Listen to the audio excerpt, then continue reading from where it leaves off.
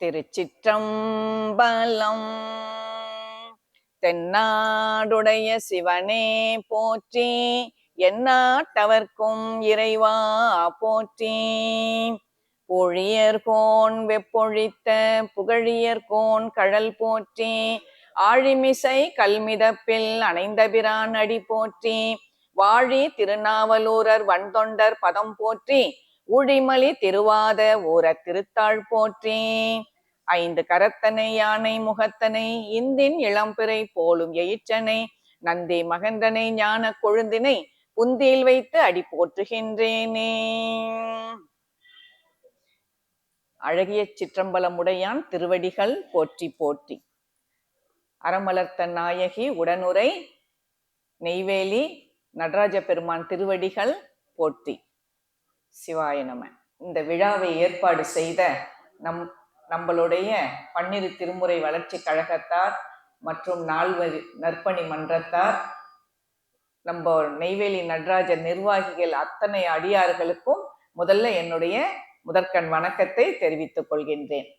அப்புறம் இன்று அடியேனுக்கு கொடுக்கப்பட்டுள்ள 4-5 பாடல் விளக்கம் பார்க்கறதுக்கு முந்தி சற்று நம்ம வாத ஊரரை பற்றி சிந்திச்சுட்டு அப்புறமா நம்ம விளக்கத்துக்கு போலாம். சரிங்களா?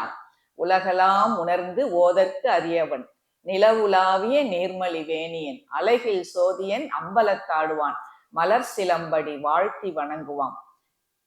நம்ம சேக்கிழார் பெருமான் அழகா உலகலாம் உணர்ந்துன்னு முதல் அடி எடுத்து நம்ம பெருமானை புகழ்ந்து பாடியிருக்கிறார். அப்படிப்பட்ட இறைவன் நமக்கெல்லாம் இன்புற்று வாழறதுக்காக பல அடியார்களை பூலோகத்துக்கு அனுப்பி இருக்கார். கணக்கே சொல்ல முடியாது. அவங்கவுங்க பக்குவ நிலைக்கு ஏற்ப அவங்கவுங்க செய்யற அந்த சைவ நெறிகளை அமைத்து கொடுத்திருக்கின்றார். அதுல பாத்தீங்கன்னா முக்கியமானவர்கள்னு பார்க்கும்பொழுது 4 பெருமக்கள், திருஞான சம்பந்தர், திருநாவுக்கரசர், சுந்தரமூர்த்தி சுவாமிகள், மாணிக்க வாசகர்.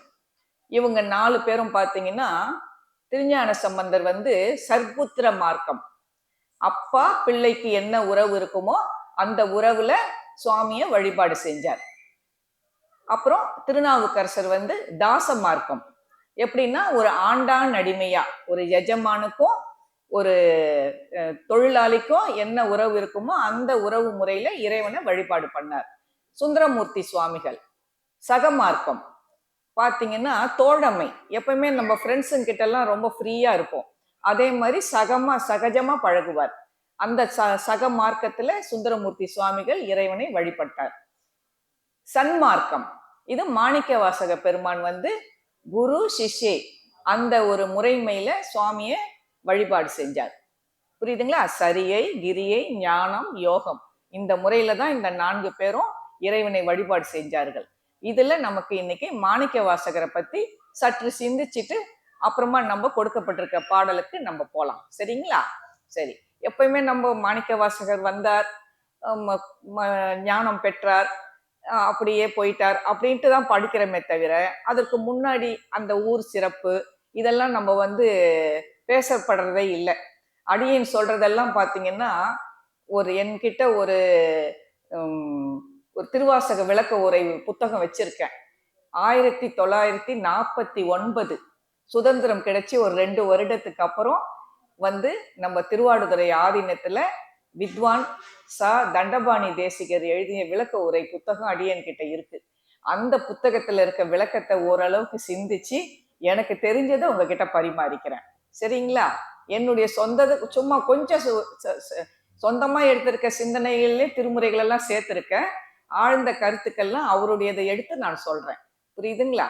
ஏன்னா நம்ம அதுல என்ன இருக்கு கருத்து நம்ம தெரிஞ்சுக்கலாம்ல, அப்படி பார்க்கறதுக்காக தான். அப்புறம் பாண்டிய நாட்டுல வாத ஊர்னு ஒரு பெரிய நல்ல சிறப்புற்ற ஒரு ஊர் இருந்திருக்கு அந்த காலத்துல. அரிமத்தன பாண்டியன் அப்போ வாழ்ந்து நல்லா நாட்டை நல்லா சிறப்பா வச்சிருக்காரு. அப்படி இருக்கும்பொழுது அந்த வாத ஊர்ல பாத்தீங்கன்னா நல்ல செல்வந்தர்கள்லாம் நல்லா சிறப்புற்று வாழறாங்க. அப்புறம் வேத ஆகமங்கள், ஆடல்கள்ல, பாடல்கள்ல, நாட்டிய கலைகள்ல எல்லாரும் மக்கள்லாம் பார்த்தீங்கன்னா நல்லா சிறந்து விளங்குகின்றார்கள். 3 காலங்களிலும் பார்த்தீங்கன்னா நல்லா மழை பெய்யுது. புரியுதுங்களா? நல்ல மழை பெஞ்சு நீர்வளம் நல்லா நிறைந்து இருக்கிறதால வயல்வெளிகள்ல நாட்டு நடுதல், அப்புறம் களை எடுத்தல், அறுவடை செய்தல், இந்த மாதிரி வேலைங்கள்லாம் பார்த்தீங்கன்னா தொடர்ந்து நடைபெறுகிறது. அதனால பார்த்தீங்கன்னா ஊர்ல பஞ்சமே கிடையாது. மக்கள்லாம் ரொம்ப செழிப்பா நல்ல இன்புற்று நல்லா வாழ்ந்துட்டு இருக்காங்க. அப்போ அந்த ஊர்ல பெருமானுக்கு ஒரு இறைவன் திருவருள் கொண்டு என்ன பண்றாரு சுந்தரேஸ்வர பெருமான், ஒரு அருளால அவதாரம் செய்ய வைக்கணும் அப்படின்ட்டு அவர் திருவுள்ளம் கொள்றார் பெருமான் வாத ஊர்ல. அதனால என்ன பண்றாரு, அந் இருக்கிறதுலயே உயர்ந்த குலமா அதாவது ஆமார்த்திய அந்தனர் குலம் அந்த புக்ல போட்டு இருந்ததுங்க. ஆமார்த்திய அந்தனர் குலம் அப்படின்னு ஒரு சிறப்பான ஒரு குலம். அந்த குலத்துல வந்து சிவ சம்புபாத சாரியார், அப்பா பேரு வந்து சம்புபாத சாரியார், அம்மா பேர் பாத்தீங்கன்னா சிவஞானவதியார். இவங்களுக்கு திருமகனாக அவதாரம் செய்கிறார் நம் வாதவூர் அடிகள். வாதவூரர் அந்த ஊர் பேரைய தாய் தந்தையர் வந்து அவருக்கு வச்சிடுறாங்க. அவருக்கு நல்லா சீராட்டி பாராட்டி நிறைய சிவஞான கலைகள் எல்லாம் கற்றுக் கொடுத்து 64 கலைகளையும் கற்றுக் கொடுத்து நல்லா சிறப்புற்று எல்லாத்துலயும் நல்லா திறம்பட நல்லா செம்மையா இருக்கிறார். நீதி நெறியிலேயாகட்டும், யார் எந்த உதவி கேட்டாலும் செய்யறது, அந்த மாதிரி ரொம்ப நல்லா சிறப்புற்று இருக்கிறார். மக்களுக்கெல்லாம் அவரை ரொம்ப பிடிச்சிருக்கு. உடனே என்ன பண்றாங்க, மக்கள்லாம் சேர்ந்து ஒரு முடிவு பண்ணி நம்ம அரசர்கிட்ட போய் நம்ம வாத ஊரரை பத்தி சொல்லணும், சொல்லி அவரை வந்து நல்லா மேன்மையா இன்னும் வர வைக்கணும்ட்டு இறைவன் வந்து அவருக்கு திருவுள்ளம் பண்றாங்க மக்களுக்கு. உடனே மக்கள் எல்லாம் போய் அரிமர்த்தன பாண்டியன் கிட்ட போய் சொல்றாங்க, அரசே இந்த மாதிரி நம்ம ஊர்ல வாத ஊரர்னு ஒருத்தர் வாழ்ந்து வர்றாரு, அவர் வந்து எல்லா கலைகளையும் சிறப்புற்று ரொம்ப நீதி நெறியோட நன்றாக வாழ்கின்றார், அவரை வந்து நம்ம அரசவைக்கு கூட்டிட்டு வந்தா நம்ம அரசாட்சி இன்னும் ரொம்ப நல்லா இருக்கும் அப்படின்றாங்க. அப்பெல்லாம் மக்கள் தொண்டு தான் மகேசன் தொண்டுன்ற மாதிரி அரசர்கள் வந்து மக்கள் என்ன சொல்றாங்களோ அதை கேட்டுதான் செய்வாங்க. அப்படிதான் அரசாட்சி புரிஞ்சு வந்தாங்க. உடனே சரின்னு கேட்டு அவர் அழைச்சிட்டு வர சொல்றாங்க. வாத ஊரரும் வராரு.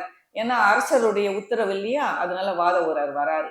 வந்த உடனே அரசர்கிட்ட வந்து நின்ன உடனே அரசர் வந்து இவருடைய செயல்பாடு திறமைகள் எல்லாத்தையும் கேட்டு அறிகிறாரு. கேட்டு அறிஞ்ச உடனே அவருக்கு ரொம்ப மகிழ்ச்சி ஆயிடுது. பரவாயில்லையே இவ்வளவு ஞானமா இருக்கிறாருன்னு சொல்லிட்டு அந்த அரசவையில இருக்க மந்திரிகளுக்கெல்லாம் முதல் மந்திரி ஆக்கிடுறாரு. எவ்வளவு ஒரு பெரிய பாக்கியம் பாருங்க. சின்ன வயசுலயே அந்த ஒரு பாக்கியத்தை சுவாமி அவருக்கு கொடுக்குறாரு. உடனே அவர் என்ன பண்றாரு, சரின்னு அரசர் சொன்னதை கேட்டு அந்த அரசவை பதவியை ஏத்துக்கிறார். ஏத்துக்கிட்டு நல்ல பகைவர்களை வெல்றதும், ராஜ காரியங்கள் செய்யறதும், பொருள் ஈட்டு ஒரு பொருள் வாங்கி அதை நல்லா பெருக்க செஞ்சு ஊர் மக்களுக்கு நல்லா வழங்குறதும், நல்ல சிவஞான கலைகள் எல்லாம் மக்களுக்கு போதிக்கிறதும், இப்படியோ நல்லா சிறப்பா அந்த நாட்டை நல்லா கொண்டு போறாரு. மக்கள் அரசருக்கும் பாத்தீங்கன்னா அவர் மேல ரொம்ப நம்பிக்கையும் மகிழ்ச்சியும் ஏற்படுது. பரவாயில்ல, வாத ஊரர் நல்லா நமக்கு ஒரு நல்ல மந்திரி நமக்கு அமைச்சிருக்காரு அப்படின்ட்டு இருக்கிறாரு. அப்படி இருக்கும் பொழுது நல்லா நல்லா செய்யறாரு. செஞ்சிட்டு இருந்தாலும் மாணிக்க வாசகர்ன்றவர் அப்புறம்தான் மாணிக்க வாசகர்னு அவருக்கு பேர் வருது. வந்து எந்த நேரமும் பார்த்தா சிவ சிந்தனையிலேயே தான் இருக்கிறாரு. அவருக்கு வந்து இந்த அரசவை மேல அவ்வளவா நாட்டமே கிடையாது. சிவசிவான்ட்டு இருக்கிறாரு. அவரு எந்த நேரம் கோவிலுக்கு போய் தினந்தோறும் போய் சாமி கிட்ட, பெருமானே எனக்கு வந்து இந்த அரசவை பதவி வேண்டாம், இந்த பொருள் ஈட்டு பொருள் கொடுத்து வாங்கி வியாபாரத்தை பெருக்கிற இந்த நிலையும் எனக்கு வேண்டாம், உன்னுடைய திருவடி தான் எனக்கு வேணும்ட்டு ஒரு நாளை போல போய் சாமி கிட்ட போய் அழுது அழுது புலம்பி புலம்பி விண்ணப்பம் வைக்கிறார். அவர் வாழ்ந்த வீடு வாத ஊர்ல இன்னும் இருக்குங்க, இன்னும் இருக்குது. வந்து அவருக்கு வீட்டுக்கு எதிர்க்க ஒரு சிவன் கோவில் இருக்கு. வந்து இப்போ அடியாருங்கெல்லாம் சேர்ந்து அவர் வாழ்ந்த வீட்டை ஒரு பெரிய நம்ம ஆலயம் மாதிரி இதை விட இன்னும் பெருசா கட்டி வச்சிருக்காங்க. பெரிய ஆலயம் கட்டி நம்ம நடராஜர் மாதிரியே, நடராஜர் அதாவது கலர் பெயிண்ட் எல்லாம் அடிச்சிருக்காங்க சுவாமிக்கு. நடராஜர் பக்கத்திலே சிவகாமி வச்சிருக்காங்க. அந்த கோவில்ல பாத்தீங்கன்னா 2 வருஷ காலமா வருஷம் 365 நாளும் திருவாசகம் முற்றோதல் அடியாருங்க போய் செஞ்சுக்கிட்டே இருக்காங்க. அவங்களுக்கு நைட்டு தங்க வச்சு நைட்டு சாப்பாடு, காலையில மத்தியானம் உணவளிச்சு அவங்கள ரொம்ப நல்லா சிறப்பா கவனிச்சு அனுப்பி வைக்கிறாங்க. அடியாருங்க ஒரு ஒரு ஊர்லயா போய் மாணிக்க வாத ஊரருக்கு இன்னும் பாத்தீங்கன்னா திருவாசகம் முற்றோதல் பண்ணிட்டு இருக்காங்க. அதுக்கு எதிர்க்கவே கோவில் இருக்கு. அடியனுக்கெல்லாம் போய் பார்க்குற பாக்கியம் கிடைச்சது. அங்க போய் முற்றோதல் பண்ணிட்டு வந்தோம். மாணிக்க வாசகர் தினம் வழிபாடு செஞ்சு அந்த சுவாமியை நாங்களும் எங்க கண்ணால பார்த்து வழிபாடு பண்ணிட்டு வந்தோம். அந்த மாதிரி இப்பவும் இருக்குது. இவங்களெல்லாம் வரலாறு பேசுங்க. நான் நேற்று இருந்த அந்த அடியாருங்களெல்லாம் நம்ம இன்னைக்கு பேசுறோம். இன்னைக்கு இருக்கிற இந்த மாதிரி எல்லாம் இருக்கிற அடியாருங்களெல்லாம் நாளைக்கு வரலாறு கண்டிப்பா பேசும். அந்த மாதிரி அந்த கோவில்ல போய் தினந்தோறும் மாணிக்க வாசகர் என்ன பண்றாரு, வந்து சுவாமி கிட்ட விண்ணப்பம் வைக்கிறார். சரின்ட்டு சுவாமி திருவுள்ளம் கொண்டு, சரி இவருக்கு வந்து பக்குவ நிலை வந்துடுச்சு, இவரை இன்னுமே நம்ம ஆட்கொள்றது தான் நல்லது அப்படின்னு நினைச்சு என்ன பண்றாரு, நினைச்சு நினைச்சு திருவுள்ளம் கொள்றாரு. அரிமத்தன பாண்டியன் என்ன பண்றாரு, அந்த நேரத்துல பார்த்து வாத ஊரர்கிட்ட கொஞ்சம் பொருள் கொடுக்குறாரு. பொருள் பொண்ணெல்லாம் கொடுத்து பணம் கொடுத்து, போர்க்காலம் நெருங்கிடுச்சு, நீங்க போய் குதிரை வாங்கிட்டு வாங்க அப்படின்னு சொல்லி நல்ல தரமான குதிரையா வாங்கிட்டு வாங்கன்னு சொல்லி அனுப்பி வைக்கிறாங்க. வாத ஊரரும் போறாரு. அப்ப கூட சாமி கிட்ட போய் என்ன தெரியுங்களா விண்ணப்பம் வைக்கிறாரு, அவர் சிந்தனையெல்லாம் சிவ சிந்தனையிலே தான் இருக்கிறாரு. பணம் கொடுத்தாரே தவிர அது குதிரை வாங்கத்துன்னு அரசர் சொன்னதோட அவர் அப்படியே மறந்துட்டார். சிவ சிந்தனையிலே போய் சாமி கிட்ட போய் இந்த பணம் நல்ல செலவா ஆகணும், சிவ செலவா ஆகணும் பெருமானேன்னு விண்ணப்பம் வச்சுட்டு குதிரை வாங்கறதுக்கு போனாரோ என்னத்துக்கு போனாரோ அவர் பாட்டுக்கு சிவசிவான்னு நடந்து போயிட்டே இருக்கிறாரு. அப்போ ஒரு பூஞ்சோலையில பாத்தீங்கன்னா அப்படியே சிவ ஆகம ஒலிகள், நாதஸ்வர கச்சேரிகள், அப்படியே சிவ சிந்தனையிலேயே அங்க ஒலி அப்படியே வந்து இவர் காதுல வந்து விழுது. இவருக்கு அதுக்கு மேல நடந்து போக முடியல, கால் அடுத்த அடி எடுத்து வைக்க முடியல. சிவநாமங்கள்லாம் ஒலிக்குது. ஏற்கனவே இவரு சிவ சிந்தனையிலே ஆழ்ந்து இருக்கிறார், அவரால் போக முடியல. அந்த ஒலி கேட்கிற திசையை நோக்கி நடந்து போறார். நடந்து போனா அந்த இடத்துல பாத்தீங்கன்னா ஞான குருவா ஒரு 1000 சூரிய பிரகாசம் ஒளிச்சா எப்படி இருக்கும் அந்த மாதிரி ஒளி அவரை சுத்தி அப்படியே இருக்கு. குரு ஞான வடிவில அண்டம் கடந்த பொருள், அளவில்லதோர் ஆனந்த வெள்ள பொருள், பண்டும் இன்றும் என்றும் உள்ள பொருள். எப்படி இருப்பார் சுவாமி, அந்த மாதிரி அவர் வந்து என்றும் உள்ள தூய்மையான அந்த பொருளா அப்படியே ஞான சக்தியோட அமர்ந்து பக்கத்துல இருக்கிற சீடர்களுக்கெல்லாம் அவர் உபதேசம் பண்ணிட்டு இருக்கார். பார்த்த உடனே வாத ஊரருக்கு அப்படியே கண்ணில் நீர் மல்கி போய் அவர் காலில் விழுந்து, ஐயனே என்னை ஏற்றுக்கொள்ளுங்களேன் அப்படின்னு சொல்லிட்டு அவர் காலில் போய் விழுந்துடுறார். விழுந்த உடனே சுவாமி என்ன பண்றாரு, அப்படியே அவரை வந்து ஆட்கொள்றதுக்காக தான் வந்திருக்கிறார். புரியுதுங்களா? விண்ணுலகத்திலேயும் சுவாமி வந்து வாத ஊரர் ஆட்கொள்றதுக்காக தான் அவர் வந்திருக்கிறார். உடனே அவரை தாங்கி தூக்கி பிடிக்கிறாரு. அப்படியே ஸ்பர்ஷ தீட்சை கிடைக்குது. கண்ணால நேருக்கு நேரா பாக்குறாரு. நயன தீட்சை கிடைக்குது. திருவடி தீட்சை கொடுக்குறாரு. தன்னுடைய திருவடி எடுத்து அவர் கால் மேல வைக்கிறார், தலை மேல வைக்கிறாரு. திருவடி தீட்சை கிடைச்சிடுது. அததான் அவர் வந்து அழகா பாடியிருக்காரு நம்ம வாத ஊரர் வந்து, இணையார் திருவடி என் தலைமேல் வைத்தலுமே துணையான சுற்றங்கள் அத்தனையும் துறந்தொழிந்தேன். இந்த திருவடி தலையில பட்ட உடனே அவருடைய சொந்த பந்தம் எல்லாம் மறந்து போகுது அவருக்கு. நம்ம எதுக்காக வந்தோம், என்ன இப்ப அரசர் நம்மளை அனுப்பி இருக்கிறாரு, குதிரை வாங்க அனுப்பி இருக்கிறாரா, என்ன வாங்க, ஏதோ ஞாபகம் வரல. பெருமான் திருவடி ஒண்டிதான் அவருக்கு ஞாபகம் வருது. அப்படியே அவர் வந்து ஆனந்தத்துல திளைச்சி அந்த இடத்துலயே அப்படியே அமர்ந்துடுறாரு. அமர்ந்துட்டு அந்த நேரம் பார்த்தீங்கன்னா அவருக்குள்ள இருந்த அந்த அகை இருள் எல்லாம் நீங்கி அவரே ஞானத்துல அப்படியே திளைத்து போறாரு வாத ஊரர்.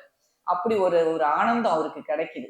உடனே பார்த்தீங்கன்னா அப்படியே உட்கார்ந்து சிவபுராணம் பாடுறாரு. நமச்சிவாய வாழ்க, நாதன் தாழ் வாழ்க, இமை பொழுதும் என் நெஞ்சில் நீங்காதான் தாழ் வாழ்க அப்படின்னுட்டு அந்த முதல் பாட்டுலயே அவர் வந்து எத்தனை பதிகங்கள் பாட போறாரு, எந்த வயசுல நம்ம வந்து இறைவன் திருவடி போய் சேர போறோன்றத செய்தியையும் அழகா அவர் முதல் பாட்டுலயே அவர் சுவாமி கிட்ட சொல்லிடுறாரு. ஞானம் வந்தவொன்னு அவருக்கு எல்லாமே தெரிஞ்சிடுது. சரிங்களா? அப்படியே ஒரு ஆனந்தத்திலேயே கண்ணீர் மல்க அப்புறம் என்ன பண்ணார், அதே இடத்துல திருப்பெருந்துறையில அமர்ந்து பல பதிகங்கள் பாடுறாரு. சுவாமியை நினைச்சு பல பதிகங்கள் பாடிக்கிட்டே இருக்கிறாரு. அவர் அப்புறம் என்ன பண்ணாரு தெரியுங்களா, அந்த குதிரை வாங்க கொடுத்த அந்த பணத்தை அப்படியே சுவாமிக்கு திருப்பெருந்துறை கோவிலே கட்டிடுறாரு அவர். அந்த நிலைக்கு அவர் போயிடுறாரு. இப்படியே பாத்தீங்கன்னா பழுதில்லாத சொற்கள் எல்லாம் போட்டு சுவாமி என்ன பண்றாரு, ரொம்ப அழகா முத்து முத்தா இருக்கிற எழுத்துங்கள், மாணிக்கமான வார்த்தைகள் போட்டு சாமியை வந்து புகழ்ந்து பாடுறாரு. எப்படிலாம் பாடியிருக்காரு நமக்கே தெரியும். அம்மையே அப்பா ஒப்பிலா மணியே அன்பினில் விளைந்த ஆரமுதேன்னு பாடுறாரு. அந்த மாதிரி பாடணும்னா இப்போ இன்னைக்கு ஃபுல்லா அவர் பாடின அந்த திருவாசகத்தை நம்ம பாடிக்கிட்டே இருக்கலாம். தேனா இனிக்குது சுவாமிக்கு, அப்படியே காதுல வந்து தேன் பாயிற மாதிரி இருக்கு சுவாமிக்கு. அவர் ஆனந்தத்துல திளைத்து போறாரு. உடனே சுவாமி என்ன பண்றாரு, பாத ஊரருக்கு மாணிக்க வாசகன் என்ற ஒரு பட்டத்தை கொடுக்குறாரு. புரியுதுங்களா? சுவாமியே பட்டம் கொடுக்குறாருன்றத எவ்வளவு ஒரு சிறப்பு. இத பாத்தீங்கன்னா நம்ம திருவிளையாடல் புராணத்துல பரஞ்சோதி முனிவர் அருளி இருக்கிறாரு. திருவிளையாடல் புராணத்துல அழகா எப்படி ஒரு ஒரு செய்யுள் இருக்கு பாருங்க. இதெல்லாம் நம்மளுடைய பெரியவங்க செய்யுள் புக்கெல்லாம் உரை ஆசிரியர்கள் எழுதி இருக்கிறத பார்த்துதான் எழுதியிருக்காங்க. நமக்கா இந்த பதிகம்லாம் தெரியாது. அதை வந்து சரி அடியேன் உங்களோட பகிர்ந்துக்கணுன்ற ஒரு எண்ணத்துல இன்னைக்கு அதை சொல்றேன் பாருங்க. பழுதிலா சொல் மணியினை பத்தி செய்து அன்பர் முழுதுமாகிய வடத்தினால் முறை தொடுத்து தலங்கள் அழுது சாத்து மெய் அன்பருக்கு அகமகிழ்ந்து ஐயர் வழுவிலாத பேர் மாணிக்க வாசகன் என்றார். இது சாதாரணமான இது பதிகம் கிடையாதுங்க. பரஞ்சோதி முனிவர் எழுதியிருக்கிறார். எவ்வளவு பெரிய சிறப்பு அதெல்லாம் சொல்லுங்க பார்ப்போம். இந்த குறிப்பு திருவிளையாடல் புராணத்துல இருக்குது. நம்ம பேராசிரியர் ஐயா வந்து திருவாசகத்துக்கு விளக்கம் எழுதியிருக்கிறாரு. அடியன் அந்த புக்கெல்லாம் படிச்சு பார்த்தேன். பார்க்கும்போது இந்த வார்த்தைகள்லாம் அவர் குறிப்பிட்டு எழுதியிருக்கிறார். அதனால அதை எடுத்து சரி எல்லாரோட நம்ம பகிர்ந்துக்கணுன்றதுக்காக எடுத்துட்டு வந்தேன். இதெல்லாம் எவ்வளவு சிறப்பு பாருங்க. இதுக்கு சான்று இருக்கு. சான்று இல்லாம சுவாமி வந்து கொடுத்த மாணிக்க வாசகன் பேர் வச்சார்னு சொல்லலாம். அதுக்கு ஒரு சான்று வேணும் இல்லையா? நமக்கு நம்புறோம், நம்பாம இல்லை, இருந்தாலும் அதுக்கு சான்று இருக்கு பாருங்க. சாதாரணமா யாரோ இப்ப இருக்கிறவங்க யாரும் சொல்லி கிடையாது. பரஞ்சோதி முனிவர் சொல்லியிருக்கிறார். எவ்வளவு சிறப்பு பாருங்க. அதுல இருந்து சுவாமி என்ன பண்றாரு, அழகழகா பதிகங்களா பாடுறாரு. பாடிட்டு அப்படியே பல தலங்களுக்கு போயிட்டு திருவண்ணாமலைக்கு வரார். திருவண்ணாமலைக்கு வந்து திருவெம்பாவை, திரு அம்மானை, இந்த 2 பதிகங்களை திருவண்ணாமலையில சுவாமி வந்து பாடுறாரு. அப்போ நம்ம வந்து இதுல வந்து திருவண்ணாமலையில பாடிய திருவெம்பாவை பாடலை நம்ம எடுத்துக்கலாம். சரிங்களா? ரொம்ப அழகா நமக்கு இன்னைக்கு கொடுத்துருக்க பாடல் வந்து 4, 5, 6 கொடுத்துருக்காங்க. இந்த 4 பாடலையும் நம்ம சற்று விரிவா பார்த்துட்டு பார்க்கலாம். சரிங்களா? சரி. அப்புறம் பார்த்தீங்கன்னா நம்ம மாணிக்க வாசகர் வந்து திருவெம்பாவை அருள் இருக்கிறாரு. அது வைணவத்துல பார்த்தீங்கன்னா ஆண்டாள் நாச்சியார் 30 பாடல் பாவை பாடல் பாடியிருக்காங்க. நம்ம பாவை பாட்டுன்னு பாடுறோம். திருவெம்பாவை பாடுறோம். மார்கழி மாசமானால் நம்ம என்ன பண்றோம், நோன்பு நோக்கிறோம். ரொம்ப சிறப்பா கொண்டாடுறோம். நம்ம அந்த பாவை பாட்டுனா என்னன்றது நம்ம தெரிஞ்சுக்கணும். புரியுதுங்களா? ஏன்னா அதையும் தெரிஞ்சுக்கிட்டாதான் ரொம்ப நல்லது. சங்க காலத்துல பாத்தீங்கன்னா எல்லாருமே ஆண்கள் பெண்கள் எல்லாருமே பாத்தீங்கன்னா குளக்கரையிலயோ ஆற்றங்கரையிலயோ போய் நீராடுவதா வழக்கமா வச்சிருக்காங்க. அந்த மாதிரி மார்கழி மாசம் பிறந்த உடனே எல்லா பெண்களுமே நீராட போவாங்களாம். போயிட்டு என்ன பண்ணுவாங்க, அந்த மணலால பொம்மை பிடிப்பாங்களாம். அந்த பொம்மைக்கு பேர் தான் பாவை. புரியுதுங்களா? பொம்மை பிடிச்சு அதுல பராசக்தியை ஆவாகனம் பண்ணுவாங்க. இதுக்கு இன்னும் ஒரு சான்று சொல்லணும்னா, நம்ம காஞ்சிமான் நகர்ல காமாட்சி இருக்கிறாங்கல்ல, காமாட்சி அம்மாக்கு அதுக்கு ஆதிசங்கரர் வந்ததுக்கு அப்புறம், சங்கராச்சாரியார் வந்ததுக்கு அப்புறம் தான் காமாட்சின்னு பேர் மாத்தினாங்க. அதுக்கு முன்னாடி பாத்தீங்கன்னா ஏலவார் குழலி அம்பிகை பேர். ஏலவார் குழலி, அதாவது ஏலவார் குழலின்னா வாசனை மிக்க திரவியங்களை கூந்தலிலே அணிந்திருக்கக்கூடிய அழகிய அம்பாள். பெண்ணுன்னு சொல்லலாம், அம்பிகைன்னு சொல்லலாம். அதனாலதான் ஏலவார் குழலி. அந்த 108 தலங்கள் இருக்குங்க காமாட்சி காஞ்சிபுரத்துல. அந்த 108 சிவாலயங்களுக்கும் காமாட்சி ஒண்டிதான் அம்பிகை. ஏலவார் குழலி மட்டும்தான் அம்பிகை. எந்த தலத்திலுமே அம்பாளுக்கு தனி சந்நிதியே கிடையாது. காமாட்சி அம்மன் கோயில் ஒண்டிதான். அது இடையில வந்ததுதான் காமாட்சின்னு பேர். புரியுதுங்களா? அம்பாள் என்ன பண்ணாங்க, சுவாமியை ஒரு பாகம் அடையறதுக்காக அந்த கம்பையாட்டு நதி கரையில இந்த மணலை பிடிச்சி லிங்கம் செஞ்சு சிவலிங்கம் வச்சு, மணலை தான் பிடிச்சாங்க அம்மா. மணலை பிடிச்சி சிவலிங்கம் செஞ்சு பாவிச்சு பூஜை பண்ணி வழிபாடு செஞ்சாங்க. அந்த முறையை தான் சங்ககால பெண்கள் பொம்மையா ஆற்று மணலை பொம்மையா பிடிச்சி அதுல பராசக்தியை வந்து ஆவாகனம் பண்றாங்க. நம்ம கூட இப்பெல்லாம் பாத்தீங்கன்னா நம்ம வீட்டுல கணபதி ஹோமம், கௌரி நோன்பு, வரலட்சுமி நோன்பு இதெல்லாம் கும்பிடுறவங்களுக்கு தெரியும். கலசம் வச்சு அதுல நம்மளுடைய குல தெய்வத்தையும் அம்பிகையும் நம்ம என்ன பண்றோம், ஆவாகனம் பண்றோம். அந்த மாதிரிதான் அந்த சங்ககால பெண்கள்லாம் என்ன பண்ணாங்க, அந்த பொம்மையில, அந்த மணலால பிடிச்ச பொம்மையில சுவாமியை ஆவாகனம் பண்ணி பராசக்திய என் பாவையே எழுந்து வாயேன், என் பாவையே என் பாவையேன்னு வழங்கினாங்களாம். ஈஸியா இதை சொல்றேன் நான். இன்னும் அதுல வந்து இன்னும் ஆழ்ந்து சிந்திச்ச இன்னும் பெரிய பெரிய வார்த்தைகள்லாம் போட்டா அது நமக்கு சில பேருக்கு புரியும், சில பேருக்கு புரியாது. நமக்கு தெரிஞ்ச மாதிரி எளிமையா பேசிட்டு போயிடுவோமே நம்ம. சரிங்களா? பாவையே எம் பாவையேன்னு எழுப்புவாங்களாம். எம் பாவாய் எம் பாவாய் அப்படின்னு சொல்லி, எம் பாவையே, பாவைனா பெண்ணு, எம் பாவையே வா வா அப்படின்னு கூப்பிடுவாங்களாம்.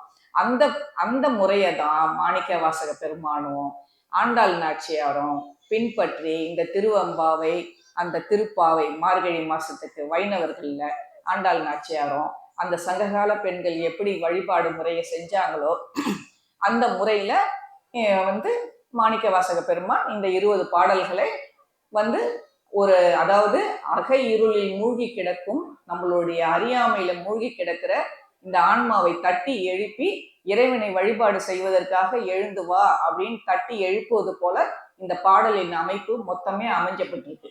அதை 2 பெண்கள் பேசிக்கிற மாதிரி நமக்கு வந்து அமைச்சு கொடுத்துருக்காங்க. சரிங்களா? அதுல ஒரு 12 வயசு பெண்ணு, அது ஒரு பருவம் அடைஞ்சு இருக்கிற ஒரு ஒரு திருமண வயது. அந்த நாள்லாம் அப்படிதான், இப்ப மாதிரிலாம் கிடையாது. ஒரு 12 வயசு ஆயிடுச்சுனாலே அந்த பெண்ணுக்கு திருமணம் செஞ்சிருவாங்க. ஒரு 12 வயசு பெண்ணுலேருந்து ஒரு 5 வயசு பெண்ணு வரைக்கும் எப்படி சுவாமியை வந்து வழிபாடு பண்றாங்க, ஒவ்வொரு பெண்ணா எழுப்பி எப்படி போய் சுவாமியை வழிபாடு பண்றாங்க அப்படின்ற ஒரு நிலையை தான் நம்ம மாணிக்க வாசக பெருமான் அழகா எழுதியிருக்கிறார். முதல் 3 பாட்டு 12 வயசு பொண்ணு 11 வயசு பொண்ணு எழுப்புறா, 11 வயசு பொண்ணு 10 வயசு பொண்ணு எழுப்புறா, 10 வயசு பொண்ணு 9 வயசு பொண்ணை எழுப்புறா. நம்ம பார்க்க போறது 4, 5 பாடல்கள். அந்த வகையில நம்ம பன்னிரு திருமுறை வளர்ச்சி கழகத்தார் வந்து இந்த பாவை பூஜையை வருடந்தோறும் ரொம்ப சிறப்பா செய்யறாங்க. அதுல இந்த ஒரு 5 வருஷ காலமா மேடையெல்லாம் அமைத்து நம்மள மாதிரி பெண்களுக்கு ஒரு வாய்ப்பு கொடுத்து இந்த பாடல்களுக்கு விளக்கத்தெல்லாம் சொல்ல வச்சு இந்த விழாவை இன்னும் நல்லா சிறப்பா நடத்துறாங்க. அதுக்காக அவங்களுக்கு திருப்பியும் ஒரு நன்றியை நம்ம சொல்லிக்கலாம். சரிங்களா? சிவாய நம. இப்போ நமக்கு 4, 5, 6 பாடல்களை நமக்கு கொடுத்துருக்காங்க. 4வது பாடல். ஒன்னித்தில நகையாய் இன்னும் புலர்ந்தின்றோ, வண்ண கிளிமொழியார் எல்லாரும் வந்தாரோ, எண்ணிக்கொடு உள்ளவா சொல்லுகோம் அவ்வளவும், கண்ணை துயின்றவமே காலத்தை போக்காதே, விண்ணுக்கு ஒரு மருந்தை வேத விடுபொருளை, கண்ணுக்கு இனியானை பாடி கசிந்து உள்ளம், உள்நெக்கு நின்றுருக யாமாட்டோம் நீயே வந்து, எண்ணிக்குறையில் துயிலேலோர் எம்பாவாய் அப்படின்ட்டு இந்த பாடலை ரொம்ப அழகா ஒரு ஆன்மா, அறியாமையில் இருக்கிற ஒரு ஆன்மாவை கட்டி எழுப்புவது போல மாணிக்க வாசக பெருமான் அழகாக நமக்கு பாடி கொடுத்திருக்கின்றார். ஒன்னித்தில நகையாய் இன்னும் புலர்ந்தின்றோம், அதாவது ஒளி பொருந்திய பற்களை உடைய அழகிய பெண்ணே அப்படின்றதுதான் இதுக்கு அர்த்தம். புரியுதுங்களா? அதாவது அவ்வளவு அழகா வர்ணிச்சு, இப்ப மாதிரி நம்ம வீட்டுங்கள்ல எல்லாம் பார்ப்போம், எழுந்திருக்கலன்னா ஒரு பேட் வேர்டு ஒன்று சொல்லி எழுந்திருச்சு இன்னும் இப்படி தூங்குறியே அப்படின்னுவோம். ஆனா அந்த காலத்துலலாம் அப்படிலாம் கிடையாதுங்க. அழகா ஒரு நல்ல இன்மொழியால பேசி அது என்ன அழகா ஒரு பாடல்லையும் அழகா கொடுத்திருக்காரு நல்ல நம்ம மாணிக்க வாசக பெருமா. ஒன்னித்தில நகையாய், முத்து போல பல்லவோடு சிரிப்பையுடைய அழகிய பெண்ணே இன்னும் புலர்ந்தின்றோ. வெளியே இருக்க பொண்ணு கேட்கறா உள்ள இருக்க பொண்ணை பார்த்து, இன்னும் உனக்கு வந்து பொழுது விடியலையா, நாங்கெல்லாம் வந்துட்டோமே, இன்னுமா உனக்கு பொழுது விடியல அப்படின்னு கேட்கறான். அதுக்கு உள்ள இருக்க பொண்ணு என்ன சொல்றா, வண்ண கிளி மொழியா எல்லாரும் வந்தாரோ, அழகா கிளி போல பேசுறியே, உள்ள இருந்து படுத்துக்கிட்டு சொல்றா, கிளி போல பேசுறியே, எல்லாரும் வந்துட்டாங்களா, பக்கத்து வீட்டு பொண்ணு வந்துட்டாளா, இந்த பக்கத்து வீட்டு பொண்ணு வந்துட்டாளா, எதிர் வீட்டு பொண்ணு வந்துட்டாளா, பின்னாடி வீட்டு பொண்ணு வந்துட்டாளா, அபிராமி, சிவகாமி, கற்பகாம்பாள், விருதாம்பா, அறமலத்த நாயகி, லட்சுமி, சரஸ்வதி எல்லாரும் வந்துட்டாங்களா, என்ன வந்து எழுப்புறீங்களே, இது நியாயமா, அவங்க எல்லாம் வந்துட்டாங்களான்னு போய் முதல்ல பாருங்க அப்படின்ட்டு அந்த பொண்ணு வண்ண கிளிமொழியார் எல்லாரும் வந்தாரோ அப்படின்னு சொல்லிட்டு உள்ள இருக்க பொண்ணு வெளியே இருக்க பொண்ணை கேட்கிற மாதிரி பாடி இருக்கிறாரு அழகா.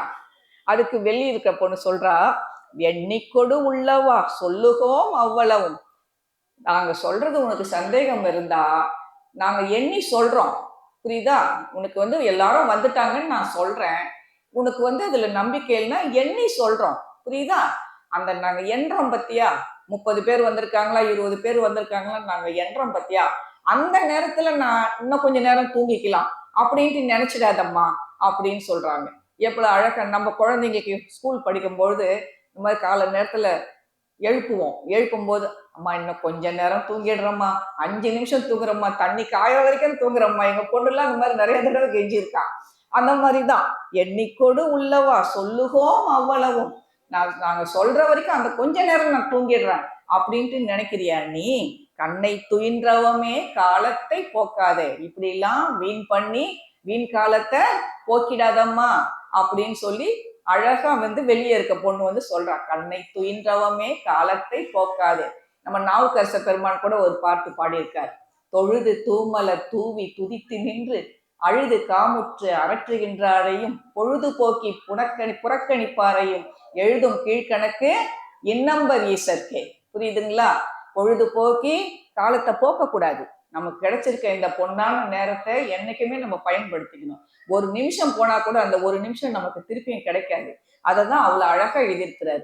கண்ணை துயின்றவமே காலத்தை போக்காதே, விண்ணுக்கு ஒரு மருந்தை வேத விழுப்பொருளை கண்ணுக்கு இனியானை பாடி கசிந்து உள்ளோம். நம்ம விண்ணுக்கெல்லாம் ஒரு மருந்தா இருக்கிறாரு, வேத விழுப்பொருளா இருக்கிறாரு. அப்படிப்பட்ட இறைவனை நாங்க பாடி கசிந்து பாடிக்கிட்டு வரோம். கண்ணுக்கு இனியானை, அப்படிப்பட்ட இறைவன் விண்ணுக்கு ஒரு மருந்தா இருக்கிறாரு, வேதத்துக்கெல்லாம் விழுப்பொருளா இருக்கிறாரு. இவரையே நம்ம நாவுக்கரச பெருமான் ரொம்ப அழகா திருத்தாண்டத்துல அழகா சொல்லியிருப்பாருங்க. அதாவது இந்த உதாரணத்தெல்லாம் ஒரு பாட்டு அவர் எடுக்கணும்னா எத்தனையோ பாட்டை எடுத்து பேசலாம். ஒரு பாட்டுலையும் பாத்தீங்கன்னா நம்ம திருத்தாண்டகத்தெல்லாம் அப்படி உருகி ஒவ்வொரு விளக்கத்தையும் பார்க்கலாம். அப்படி இருக்கும். என்ன அழகா ஒரு காலத்தி பாட்டு ஒன்று சொல்றேன் பாருங்க. மனத்தகத்தான் தலைமேலான் வாக்கின் உள்ளான் வாயார தம்மடியே பாடும் தொண்டர் இனத்தகத்தான் இமையவர்த்தம் சிரத்தின் மேலான். புரியுதுங்களா? 7 அண்டத்து அப்பாலான், 7 அண்டத்துக்கெல்லாம் அப்பாற்பட்டவனா சுவாமி. அப்பேற்பட்ட இறைவன் 7 அண்டத்து அப்பாலான் இப்பார் செம்பொன் புனத்தகத்தான் நறுங்கொன்றை போதினுள்ளான் பொறுப்பிடையான் நெருப்பிடையான் காற்றின் உள்ளான். எப்படி எல்லாம் சொல்லியிருக்காரு பாருங்க. எல்லாத்துலயுமா சுவாமி இருக்கிறார். நெருப்புல இருக்கிறார், காற்று இருக்கிறார். நெருப்பிடையான் காற்றின் உள்ளான் கனத்தகத்தான் கைலாயத்து உச்சி உள்ளான் அவன் என் கண்ணுளானே. இப்படிப்பட்ட பெருமான் என் கண்ணுக்குள்ளே இருக்கிறான். எங்கெங்கயோ இருக்கிறார், 7 அண்டத்துக்கு அப்பால் இருக்கிறார். கணக்கு நெருப்பிடையான் பொறுப்பிடையான் கனத்தகத்தான் கைலாயத்து உச்சி உள்ளான். இந்த இடத்துலலாம் இருக்கிற பெருமான் என் கண்ணுக்குள்ளேயே இருக்கிறாருன்ட்டு நாவுக்கரச பெருமான் அவ்வளவு அழகா பாடியிருக்கிறார். இப்படிப்பட்ட பெருமானை கண்ணுக்கு இனியானை பாடி கசிந்து உள்ளம். இப்படிப்பட்ட பெருமானை நாங்க என்ன பண்றோம்? பாடி இந்த உள்ளம் கசிஞ்சி போற அளவுக்கு நாங்க பாடிக்கிட்டு வரமே. உள்நெக்கு நின்றுருக யாமாட்டும் நீயே உள்ளமெல்லாம் நெக்கு நெக்கு உருகுது. அதுக்கும் நாவுக்கரசரே ஒரு பாட்டு பாடியிருக்காரு. நெக்கு நெக்கு நினைப்பவர் நெஞ்சுள்ள பொக்க நிற்கும் பொன்னார் சடை புண்ணியன். நெக்கி நெக்கி நம்ம உள்ளம் உருகி உருகி யாரெல்லாம் இறைவனை வழிபாடு செய்யறாங்களோ அவங்க உள்ளத்துல எல்லாம் சாமி என்ன பண்ணுவாரு? ஆழமா உட்கார்ந்துருவாராம். புரியுதுங்களா? அதான் தேடி சென்று திருந்தடி ஏத்துமே நாடி வந்தவர் நம்மையும் ஆட்கொள்வர். புரியுதுங்களா? அந்த மாதிரி சுவாமி நம்ம தேடி போனோம்னா ஒரு பங்கு கால் எடுத்து வச்சா போறோங்க, சாமி நம்மளை அப்படியே சேர்த்து அணைச்சு பிடிச்சிப்பார். அது தெரிஞ்சவங்களுக்கு எல்லாருக்குமே நல்லா தெரியும். உள் நெக்கு நின்றுருக யாமாட்டோம் நீயே எண்ணி குறையில் துயிலேலோர் எம்பாவாய் அப்படின்ட்டு முடிச்சிருக்கிறார். உள்நெக்கு நின்றுருக. இப்படிப்பட்ட பெருமானை நாங்க உருகி உருகி சாமி கும்பிட்டுட்டு அவருடைய புகழெல்லாம் பாடிட்டு வரோம். உனக்கு அப்ப கூட உனக்கு தூக்கம் தெரியலையாமா? உன்னாலதாமா அப்படி இருக்க முடியும், எங்களாலெல்லாம் அப்படி இருக்க முடியுமாதுமா? நீ இன்னமா இப்படி தூங்கிட்டு இருக்கியம்மா? எண்ணி குறையில் நீ சொன்ன பத்தியா? வண்ண கிளிமொழியார் எல்லாரும் வந்தாரோ கேட்டியா? வண்ண கிளிமொழியார் கிளி போற பேசுறியம்மா, நீ கேட்டிய? எல்லாரும் வந்தாங்களான்னு கேட்டியா? எல்லாரும் வந்துட்டாங்கன்னு நான் சொன்னேன். ஆனா உனக்கு நம்பிக்கை இல்லைன்னா எண்ணிக்கோடு உள்ளவா, எண்ணிக்கையில் குறை இருந்தா எண்ணிக்காவா? எண்ணிக்கையில குறைவு இருந்தாதான் கேட்டிருக்காங்க இங்க. எண்ணிக்குறையில் துயிலேலோர் எம்பாவார். எண்ணிக்கையில குறை இருந்தா மிச்சம் இருக்கிறவங்கள நான் எண்ணி சொல்றேம்மா, நீ அது வரைக்கும் நீ தூங்கி எழுந்துக்கலாம்னு நீ நினைச்சுக்காத. எழுந்து வா, சாமியை போய் நம்ம வழிபாடு பண்ணணும், எழுந்து வா அப்படின்னுட்டு அறியாமையில் மூழ்கி கிடக்கும் ஆன்மாவை தட்டி எழுப்புவது போல இந்த பாடலின் அமைப்பை உள்ளேயும் வெளியுமாக பெண்கள் இருந்து பாடுவது போல மாணிக்கவாசக பெருமான் மிகவும் அழகாக நமக்கு இந்த பாடலை அமைத்து கொடுத்திருக்கின்றார். சரிங்களா?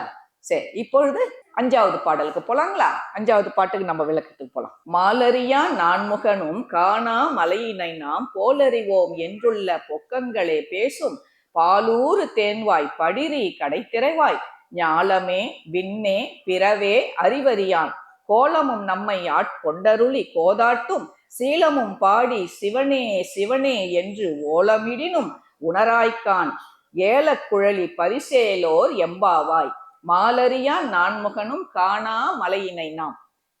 அப்படியே நமக்கு திருவண்ணாமலையுடைய தல புராணத்தை சுவாமிகள் அழகா நமக்கு கொடுத்திருக்காங்க. வதவூர் அடிகள் மாலரியா நான்முகனும், திருமால் அடிக்கு போறார், கீழே போய் நம்ம அடியை பார்த்துட்டு வரலாம், அவரால் பார்க்க முடியல. பிரம்மா என்ன பண்றாரு, நான் மேல போய் முடிய பார்த்துட்டு வரேன்னு போறார், அவராலையும் என்ன செய்ய முடியல, முடிய பார்க்க முடியல. அப்படிப்பட்ட இறைவன் போலறிவோம் என்றுள்ள பொக்கங்களே பேசும். அந்த பெண்கள்லாம் அந்த உள்ள தூங்குற பொண்ணு சொல்றாளாம், இவங்களெல்லாம் நாங்கெல்லாம் ஈஸியா பார்த்துட்டோமே அப்படின்றாங்களே. இப்படிலாம் பொக்கங்கள்னா பொய் பேசுறது. இப்படியெல்லாம் சாமி அடிமுடி தெரியவதை காண முடியாத அந்த பெருமான், திருமாலுக்கும் பிரம்மனுக்கும் காட்டாத இறைவன் நம்ம சாதாரண மனுஷ ஜென்மம். நமக்கு அவ்வளவு சீக்கிரம் சுவாமி அவருடைய திருவடியை காமிச்சிடுவாரா சொல்லுங்க பார்ப்போம். அதை பார்த்துட்டேன்னு நீ இப்படி சொல்றியம்மா, அவரு எவ்வளவு நமக்கு வருவார், இறங்கி வருவார். ஆனா அவரை நம்ம சீலமும் பாடி சிவனே சிவனேன்னு நம்ம துதிக்கணுமா. போலறிவோம் என்றுள்ள பொக்கங்களே பேசுங்க, இப்படி பொய் சொல்றியம்மா. பாலூறு தேன்வாய் படிரி கடைத்திரைவாய். பாலூறு தேடுற போது ஒரு சிலர் பேர் சொல்லுவோம், இன்னைக்கு சொல்லுவாங்க, நான் நாளைக்கு போய் இதெல்லாம் செஞ்சுட்டு வந்துடுறேன், இன்னைக்கு நீங்க கவலையப்படாதீங்க, உங்களுக்கு நான் இந்த வேலையெல்லாம் நான் ஈஸியா முடிச்சுட்டு கொடுத்துட்றேங்க அப்படின்னுவாங்க. ஆனா வார்த்தை மட்டும்தான் இருக்கும், செயல்பாடுல ஒண்ணுமே இருக்காது. அடுத்த ஸ்டெப்பு போன உடனே அதை மறந்துட்டு போயிட்டே இருப்பாங்க. அந்த மாதிரிதான் பாலூறு தேன்வாய், பால் போற ஊடுற மாதிரி தேன் ஊடுற மாதிரி அவ்வளவு அழகா பேசினியம்மா. இனி என்னம்மா ஆச்சு உன்னுடைய பேச்செல்லாம், சீக்கிரம் கதவை தரோமா, சாமியை போய் கும்பிடலாம். ஞாலமே விண்ணே பிறவே அறிவறியான். ஞாலமேனா நம்ம தரையில இருக்கிற அண்ட சராசரங்கள்ல இருக்கிற தரையில இருக்க எல்லா பொருள்களையும் குறிக்குது. விண்ணுலகத்துல இருக்கிற எல்லா பொருள்களையும் குறிக்குது. அப்புறம் பிறவே, இந்த விண்ணுலகத்துக்கும் இந்த தரைக்கும் பூலோகத்துக்கும் இடையில அண்ட சராசரங்கள்ல என்னென்னலாம் இருக்குதோ அத்தனையுமா சாமி இருக்கிறார். புரியுதுங்களா? அததான் அவ்வளவு அழகா இதுல கொடுத்திருக்காங்க. அந்த இப்படிப்பட்ட சுவாமி நமக்கு என்ன பண்றாரு, பல கோலங்களை எடுத்து கொண்டு நமக்கு காட்சி தராரு. சரிங்களா? அப்படிப்பட்ட சுவாமிய நாவுக்கரச பெருமான் எப்படி சொல்லியிருக்காரு தெரியுங்களா? இந்த லிங்கோத்பவர் அந்த காட்சிய அண்ணாமலையா வராரு இல்ல, நமக்கு எப்படி வராரு, இந்த மாலரியா நான்முகனும் காணா மலையினை நாம். அந்த சுவாமி திருவண்ணாமலையில பாத்தீங்கன்னா எரிமலையா நமக்கு காட்சி கொடுக்கிறார். அவரே என்ன பண்றாரு, அப்படியே லிங்கோத்பவரா நமக்கு காட்சி கொடுக்கிறார். அன்னம் அப்படின்றது கிட்ட நெருங்கி இருக்கிற பொருள்களுக்கு பேர் தான் அன்னம்னு சொல்லுவோம். அண்ணா அப்படின்றது நம்ம நெருங்க முடியாத இடத்துல இருக்கிற பேருக்கு பேர் தான் அண்ணான்னுவோம். அன்னம் அப்புறம் நம்ம எதுக்கு சொல்லுவோம், சாப்பிட்ற சாப்பாட்டுக்கு அன்னம் சொல்லுவோம். அப்புறம் அன்னப்பறவைன்னு இருக்கு, அதுக்கு அன்னம் சொல்லுவோம். ஆனா இந்த அன்னம் 3 சுழியின், இதெல்லாம் 2 சுழியின். அன்னப்பறவை சாப்பிட்ற சாப்பாட்டுக்கெல்லாம் 2 சுழியின். ஆனா இந்த கிட்டத்துல நெருக்கமான இடத்துல இருக்கிற சொல்ற அந்த அன்னத்துக்கு பேரு 3 சுழின்னு வரும். நம்ம நாக்குக்கும் நம்ம நாசிக்கும் இடைப்பட்ட இடம் எவ்வளவு இருக்கு பார்த்தீங்களா, அதுக்கு பேரு தான் அன்னம்னு பேர். புரியுதுங்களா? அதுக்கு எதிர் சொல்லு அண்ணா. நமக்கு எட்டாத இடத்துல இருக்கிற பொருளுக்கு அண்ணா என்று பேரு. அதுலதான் நமக்கு அண்ணாமலை அப்படின்ற பேர் வந்தது. அதனால இந்த லிங்கோத்பவர் அந்த காட்சிய நாவுக்கரச பெருமான் அழகா பாடியிருக்கார். லிங்க புராணத்துல இருக்கு. செங்கனானும் பிரம்மனும் தம்முள்ளே தேடி பிரிந்தும் திரிகில இங்குற்றேன் என்று லிங்கத்தே தோன்றினான் பொங்கு செஞ்சடை புண்ணிய மூர்த்தியே அப்படின்ட்டு போட்டிருக்கார். ஏன்னா மாலரியா நான்முகனும் காணா மலையினை யாராலையும் காண முடியாது. அப்படிப்பட்ட இறைவன் கோலமும் நம்மை ஆட்கொண்டருளி கோதாட்டும், கோலம் எடுத்து வரார்.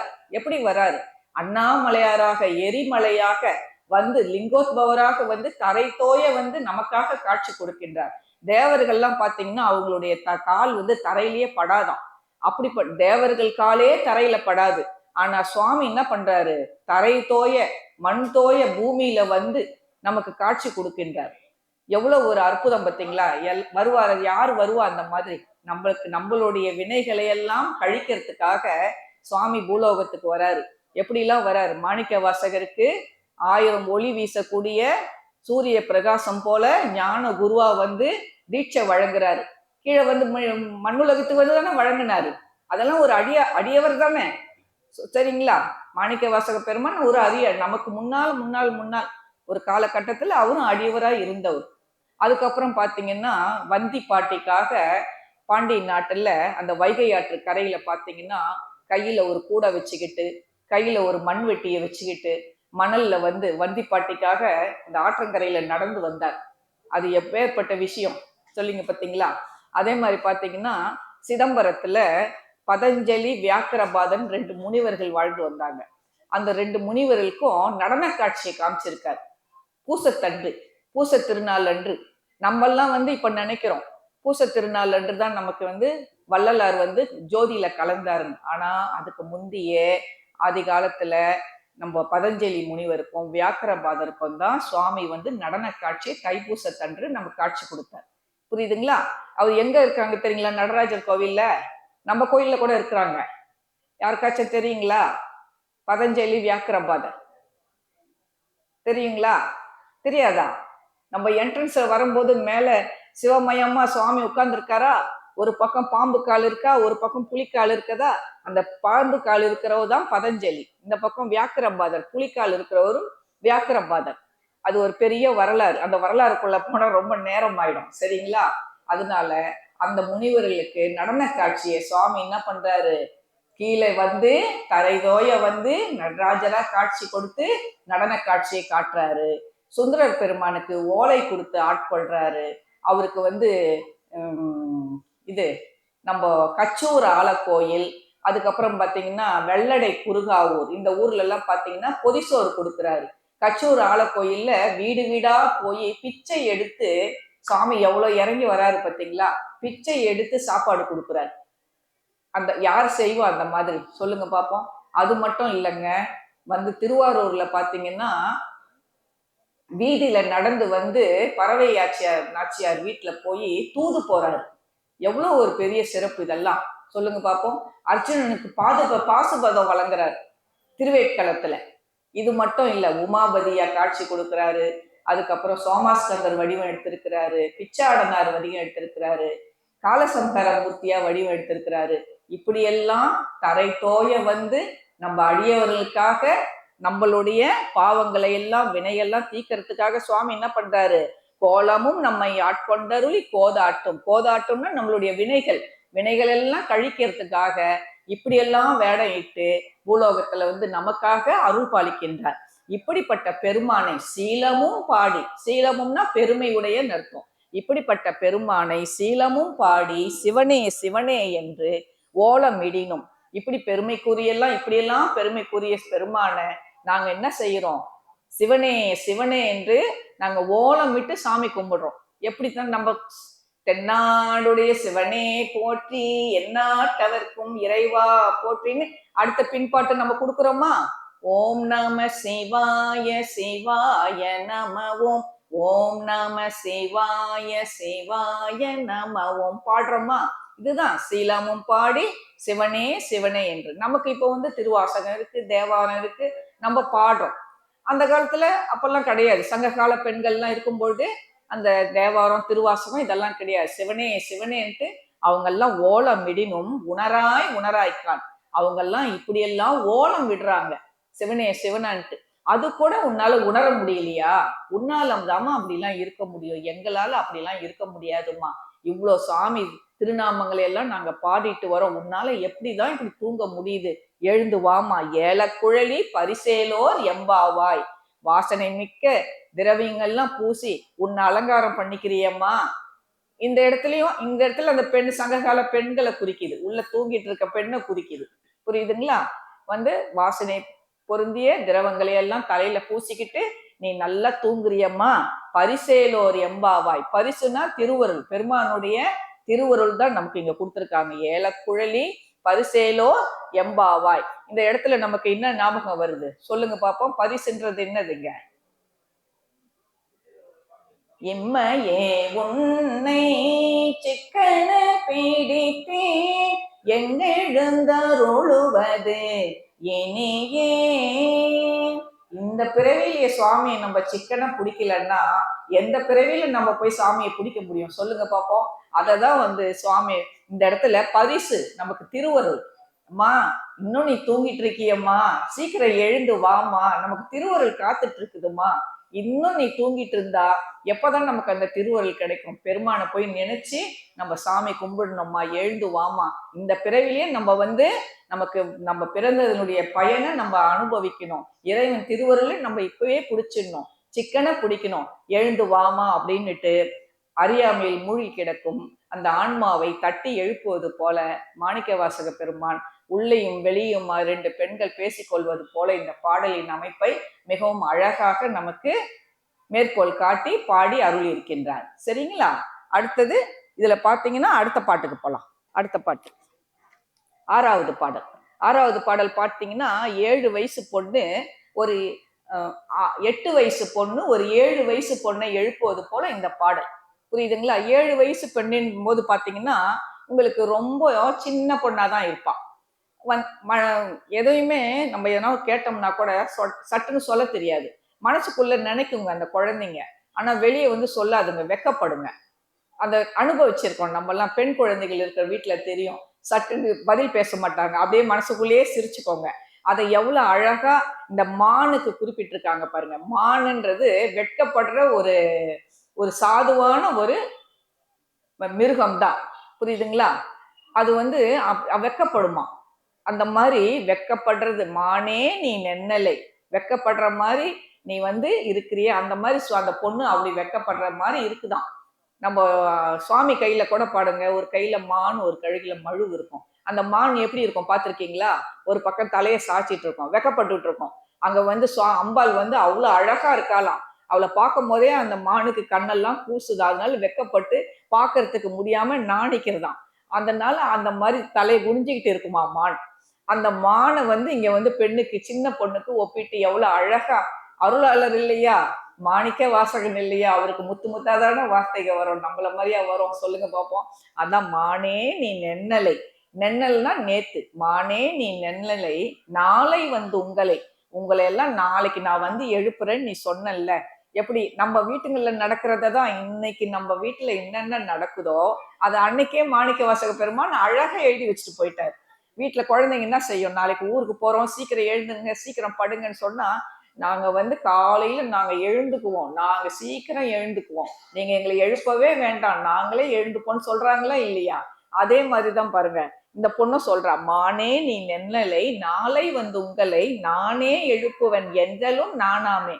நாளைக்கு நானே எழுப்புவேன் அப்படின்னு கொஞ்சம் கூட வெக்கப்படாம நீ சொன்ன இல்லம்மா, என்ன அழகா சொன்ன. நம்ம அதாவது நாளை உங்களை நானே எழுப்புவன் என்றலும் நானாமே. நானாமேன்னா கொஞ்சம் கூட கூச்சப்படாம நாளைக்கு நான் எழுப்புறேன்னு நீ சொன்னியே, போன திசை பகராய் இன்னும் புலர்ந்தின்றோம். நீ சொன்ன வார்த்தை எந்த திசையில போச்சு சொல்லு பாப்போம். நேத்து அப்படி சொன்ன, ஆனா இன்னைக்கு காலையில நீ எங்களை எழுப்புவேன்னு பார்த்தா எங்க வீட்டு வாசல்ல நீ இல்ல, இன்னும் இங்க தூங்கிட்டு இருக்க. நீ சொன்ன வார்த்தை எங்க போச்சு? காத்துல போயிடுச்சுன்னு சொல்லு. நீ சொன்னது காத்துலயே போயிடுச்சுன்னு நம்ம பேசிக்கிறோம்ல. எப்படி நம்மளுடைய அந்த வழக்கு தொடர்லாம் அங்கிருந்து வந்ததுதான், நமக்கா தானா வரல. புரியுதுங்களா? எல்லாம் அந்த வழக்கு தொடர்லாம் அந்த காலத்துல இருந்து வழி வழியா வர்றதுதான் நம்ம இன்னைக்கு பேசிட்டு இருக்கோம். போன திசை பகரா இன்னும் புலர்ந்தின்றோம். போன திசை போயிடுச்சு, ஆனா உனக்கு இன்னும் புலரல, பொழுது புரள, நீ இன்னும் எழுந்து வெளியே வராம உள்ள தூங்கிக்கிட்டே இருக்க. வானே நிலனே பிறவே அறிவறியான். போன பாட்டுல என்ன கொடுத்திருந்தாங்க? ஞாலமே விண்ணே பிறவறியான் வந்தது. இந்த பாடல்ல பாத்தீங்கன்னா வான், முதல்ல வானத்தை குறிப்பிச்சிருக்காரு. கிட்டத்தட்ட பாத்தீங்கன்னா 2 வரிகளுக்குமே ஒரே மீனிங் தான், வானே நிலனே பிறவே அறிவறியான். அப்போ முதல்ல வான்ல இருக்கிற நம்ம சுவாமி விண்ணுலகத்துக்கெல்லாம் வேத விழுப்பொருளா இருக்கிறாரு. நிலன்ல இருக்கிற பூலோகத்துல இருக்கிற எல்லா பொருளிலையும் சுவாமி இருந்து இருக்கிறாரு. பிறவே அந்த விண்ணுலகத்துக்கும் மண்ணுலகத்துக்கும் இடைப்பட்ட இடத்துல இருக்க எல்லா பொருளுமாகவே சுவாமி இருந்து கொண்டிருக்கின்றார். சரிங்களா? அப்படிப்பட்ட இறைவன் எப்படி வராரு? தானே எம்மை தலையளித்து ஆட்கொண்டருளும். தானா வராரு நம்மளை வந்து ஆட்கொள்றதுக்கு. வானே நிலனே பிரிவறியான். முன்னாடி பாட்டுல பாத்தீங்களா, ஞாலமே, ஞாலமேனா நம்ம தரையில இருக்க எல்லா பொருளுக்கும் அர்த்தம். ஞாலமே விண்ணே பிறவறியான். அது என்னன்னா மனிதர்கள் வந்து உணரக்கூடிய பாதையை காட்டுகிறது. புரியுதுங்களா? மனிதர்கள் வந்து இறைவனை உணரக்கூடிய பாதைக்காக பூலோகத்துல பிறந்து விண்ணுலகத்துல இருக்க இறைவனை நினைக்க வேண்டும் என்பதற்காக அந்த நுணுக்கத்தை அங்க சுவாமி காமிச்சிருக்கிறார். இந்த பாடல்ல பாத்தீங்கன்னா, வானே நிலனே பிறவே அறிவறியான். நம்ம இறைவனை வேண்ட வேண்ட இறைவன் வரக்கூடிய பாதையை இதுல காட்டுறார் சுவாமி. புரியுதுங்களா? நம்ம அறிவுக்கெல்லாம் அப்பாற்பட்டவன், நம்ம வாக்குக்கு அப்பாற்பட்டவன், நம்ம சிந்தனைக்கு அப்பாற்பட்டவன் இறைவன். அதுதான் அறிவு அறியான். அறிவு நம்ம அறிவுக்கு அறியப்படாதவன். அததான் முதல்ல வரும்போது பெரிய ரீ வரும், ரெண்டாவது அறியான் வந்து சின்ன ரீ வரும். இதெல்லாம் நம்ம அந்த நுணுக்கங்களை பார்க்கணுங்க. சரிங்களா? அறிவறியான், வானே நிலனே பிறவே அறிவறியான். இப்படிப்பட்ட இறைவன் எப்படி வராரு? தானே வந்து எம்மை தலையழித்து ஆட்கொண்டருளும். தானே வராரு. மாணிக்க வாசக பெருமான் எப்படி பாடியிருக்காரு? தானே நானேயோ தவம் செய்தேன் சிவாய நம என பெற்றேன், தேனா என் அமுதமுமாய் தித்திக்கும் சிவபெருமான் தானே வந்து எனது உள்ளம் புகுந்து அடியேற்கு அருள் புரிந்தான், ஊனாரும் உயிர் வாழ்க்கை ஒருத்தன்றே வெறுத்திடவே. தானே வந்து இறைவன் வந்து மாணிக்க வாசகர் மனசுல பூந்து அருள் புரிஞ்சாருன்னு அவ்வளவு அழகா பாடியிருக்கிறார். புரியுதுங்களா? அதே பாத்தீங்கன்னா, நம்ம தானே சுவாமி வந்து எல்லா நமக்கு கூட வந்திருப்பாருங்க. நமக்கு கூட சுவாமி ஏதாச்சும் ஒரு வகையில், ஆனா சுவாமி தான் வந்தாருன்னு நமக்கு தெரியாது. நம்ம ஆபத்துல சிக்கி நம்பி இறைவனை வந்து நம்ம உருக்கமா நம்பி இறைவன் கிட்ட நம்ம ஒப்படைச்சிட்டோம்னு வச்சுக்கோங்க, கண்டிப்பா அந்த இடத்துல இறைவன் வந்து நமக்கு அந்த கஷ்ட நேரத்துல கடைசி நேரத்துல வந்து கை கொடுத்து நம்மளை காப்பாற்றுவார். இது சத்தியம். சரிங்களா? இதெல்லாம் நம்ம நம்பணும். அந்த மாதிரி நம்ம திருச்சி தாயுமானவர் கோயில்ல ஒரு நிறை மாத கர்ப்பிணியும் அம்மாவும் மலை மேல ஏறி போயிட்டு இருக்காங்க. போயிட்டு இருக்கும்போது அந்த பொண்ணுக்கு பிரசவ வலி வந்துடுது. அம்மா என்ன பண்றாங்க, பொண்ணு அந்த இடத்துல விட்டுட்டு நான் போய் மருத்துவரை அழைச்சிட்டு வரேன்னு போறாங்க. போனவங்க வர லேட் ஆயிடுச்சு. அந்த பொண்ணு பிரசவ வலியில துடிக்குது. தாயுமானவர் என்ன பண்ணாரு, மருத்துவரை வந்து அந்த பொண்ணுக்கு பிரசவம் பார்த்தாரு. எவ்வளவு பெரிய விஷயம். இதுதான் தானே வந்து எம்மை ஆட்கொள்றது. இதுதான் சுவாமி இப்படிதான் அந்த நேரத்துக்கு வருவார். பன்றி குட்டிக்கு பால் கொடுத்துருக்கார். தாய் பன்றி என்ன பண்ணுது, குட்டிகளை போட்டுட்டு இறந்து போயிடுது. அந்த அந்த குட்டிங்கெல்லாம் அழுவுது. அழுவும் போது பால் கொடுக்கறதுக்காக பன்றியா மாறி வந்து பால் கொடுக்குது. இதையும் மாணிக்க வாசக பெருமான் வந்து உண்ட பன்றிக்கு இறங்கி ஈசன் கேவலம் கேழலாய் பால் கொடுத்த கிடப்பறிவார் எம்பிரான் ஆவாரே அப்படின்ட்டு அழகா பாடியிருக்கிறார். புரியுதுங்களா? இந்த குறிப்பெல்லாம் நமக்கு அங்கிருந்து தான் தெரியுது, இல்லைன்னா நமக்கு தெரிய போறது இல்லை. மணிவாசக பெருமான் சொல்லாத வார்த்தைகளே இல்லை, சொல்லாத செயல்களே இல்லை, அவர் சொல்லாத கருத்துக்களே இல்லை. அப்படி உருகி உருகி சுவாமியை வந்து அப்படி பாடியிருக்கிறார். அப்படிப்பட்ட இறைவன் எப்படிப்பட்டவனா, அந்த தானே வந்து நமக்கு வந்து ஆட்கொள்றாருல்ல, அவர் எப்பேற்பட்ட இறைவன் தெரியுமா? வந்து அவன் ஏகனா இருக்கான். புரியுதுங்களா? பரமேஸ்வரனா இருக்கான். அவனே அநேகனா இருக்கான். எல்லா பொருள்களும் வியாபிச்சிருக்கான். அர்த்தநாரீஸ்வரர் ரெண்டா நமக்கு இருக்கிறான். அந்த ரெண்டு பொருளையும் ஆணாகவும் இருக்கான், பெண்ணாகவும் இருக்கான். புரியுங்களா? முத்தமிழ்ல மூன்றா இருக்கான். இயல், இசை, நாடகம். இயல்ன்றது இப்ப நம்ம பேசுறோம் பார்த்தீங்களா, இதுதான் இயல். இசை எல்லாம் திருமுறை பாடுறோம்ல, அது இசை. நாடகம் நம்ம கோவில்லயே வருஷம் வருஷம் 63 நாயன்மார்கள் திருவிழால ஒவ்வொரு நாயன்மார்களை பத்தி நம்ம அடியார்கள்லாம் நாடகமா போட்டு காட்டுறாங்க இல்லையா, இதுதான் இயல், இசை, நாடகம். இந்த முத்தமிழிலும் இறைவன் இருக்கின்றான். புரியுதுங்களா? ஒரு உதாரணத்துக்கு தான் நம்ம இதை பார்க்கலாம். அவன் எல்லா அண்ட சராசரங்கள், இந்த மண்ணுல கூட சுவாமி இருக்கான், அந்த புல்லுல கூட சுவாமி இருக்கான். புரியுதுங்களா? அப்புறம் 4 மறைகளாக இருக்கின்றான். ரிக், யஜுர், சாமம், அதர்வனம். இந்த 4 மறைகளிலும் இறைவன் இருக்கின்றான். சிவாய நம என்ற 5 எழுத்திலும் மூல சூட்சம பஞ்சாக்கர மந்திரத்திலையும் இறைவன் வந்து இருந்து கொண்டிருக்கின்றார். அதையே பார்த்தீங்கன்னா ஒரு பாடல், நிறைய பாடல்கள்ல இருக்கு. ஆவினில் 5 கொண்டு ஆட்டுகந்தானே அப்படின்ட்டு ஞானசம்பந்தர் ஒரு பதிகத்தை பாடியிருப்பார்.